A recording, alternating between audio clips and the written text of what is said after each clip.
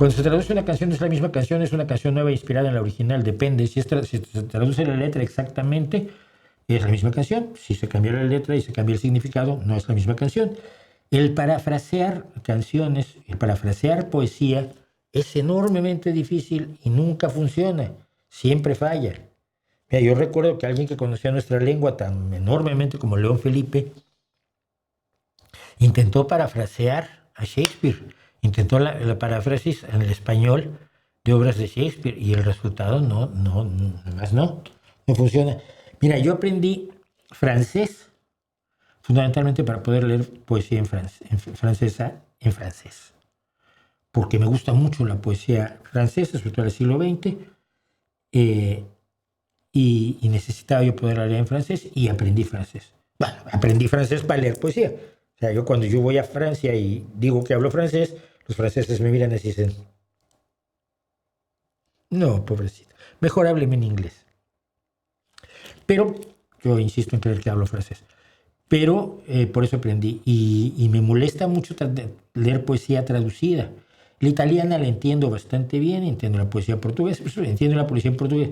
La poesía en portugués, que puedes ir y con un diccionario, pues más o menos eludes los tramos más difíciles. Pues estamos hablando de lenguas romances, ¿no? Pero, por ejemplo, yo no me interesaría o no le encontraría demasiado sentido a leer poesía rusa traducida al inglés o al español, ¿no? Que ya no es la misma poesía. Porque la poesía, sobre todo, y las canciones en ese sentido son una forma de poesía, incorpora lo que se llama el espíritu de la lengua.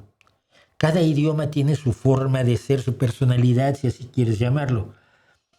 Y esas distintas personalidades se reflejan en la poesía. ¿Por qué? Porque se reflejan en la musicalidad que el poeta elige para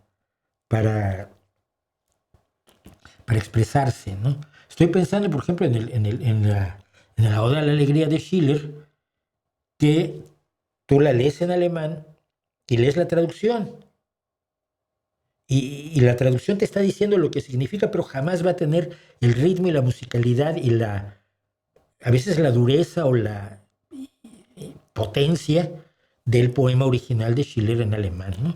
Entonces, la poesía está mucho más unida al idioma que la literatura narrativa, ¿no?